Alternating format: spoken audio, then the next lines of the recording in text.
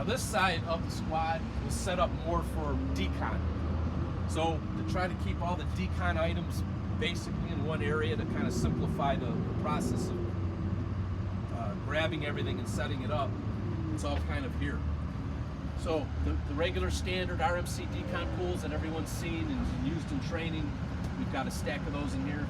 Now Roberts Park typically is set up to do our decon in our division for a larger scale incident, but we want everyone to know too that depending on the circumstances or how much we need, or if we're going to set up more than one decon area or whatever the call requires, we've got equipment on here that can help set up an additional one, or the only however we want to set that up.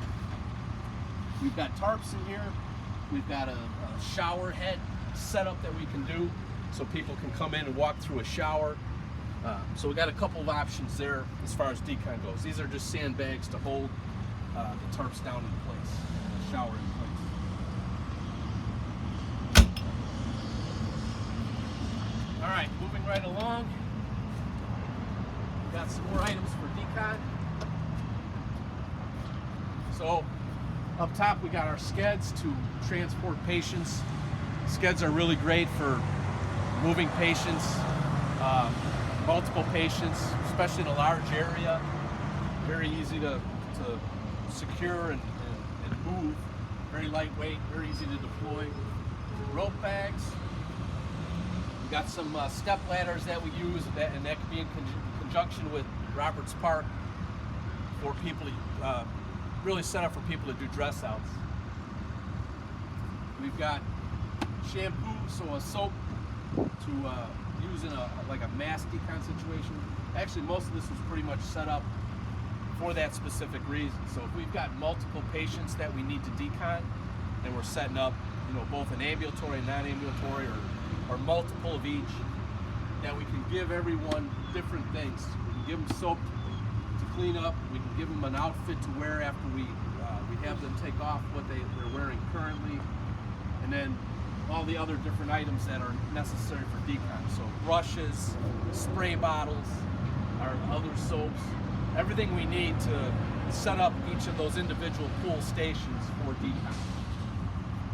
So everything for that is right in here.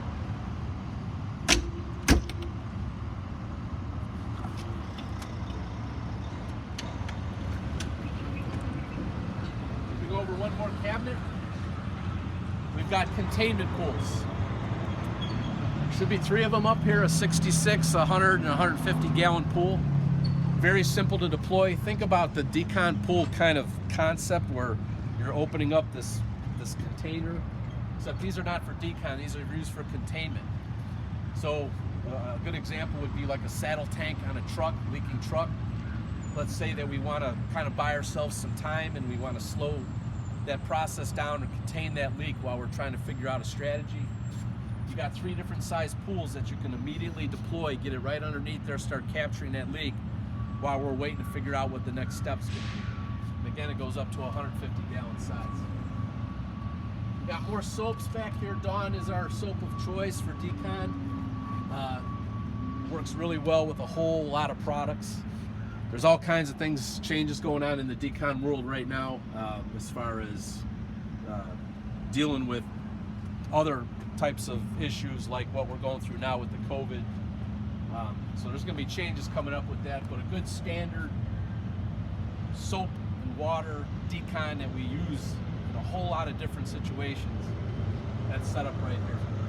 Tank sprayers for that. We've got barrier tape. Tubing. The tubing is great when you're setting up your barriers for your decon. You just fill that tubing with water, you tie it off, and now you've got a weighted barrier set there to hold your decon area in place so things aren't blowing away.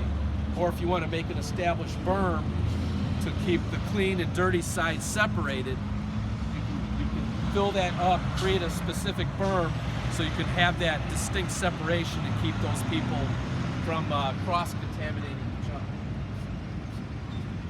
A couple other items we got on here, different hose fittings and everything we're going to need for the decon once we start setting that up. Some buckets, more barrier tape. And then these are just some Nomex coveralls that we can wear under suits. So a few options to add a few extra things to both our containment as well as our PP and what we're going to wear once we dress out. We'll hit the bottom two cabinets while I'm thinking about it. Again, decon. Here's all our hoses and our adapters. In that little box that we just showed, there's some more adapters. But here we got hydrant wrenches, garden hoses, 1 3/4 hose, decon sprayers, everything that we're going to need once we decide to go ahead and set up a full decon off the hazmat squad.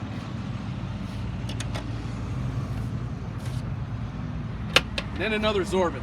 Again, this one happens not to be on that side, but this is bulk sorbent material that we carry here. It's called Oil Away. We've got a couple different variations of this here. We have also some on our frontline rigs, but the beauty of this stuff is basically what it is volcanic ash. So if you just think of, you know, burning something up all the way to the point where it becomes ash, that's basically what this is.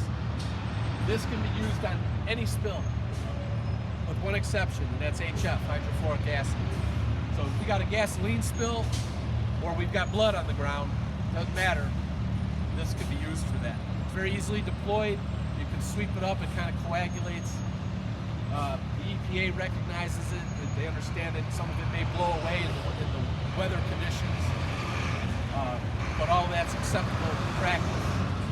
And again, really good at cleaning up spills. Really good at cleaning up fuel spills. So it's something that we use when we, you know, run into those situations. But can be used on pretty much everything. Acid spaces, whatever we want to apply it to. Okay. As we said before, our other chlorine kit is on this side. This is the rail one. So you got the two smaller kits on that side, you got the rail kit here.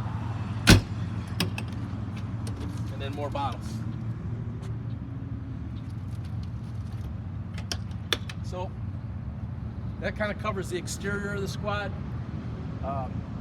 I'll kind of go over some of the process of how we respond and how we set that up when we go inside. But we kind of have a system in how we deploy everything. So we'll go over that once we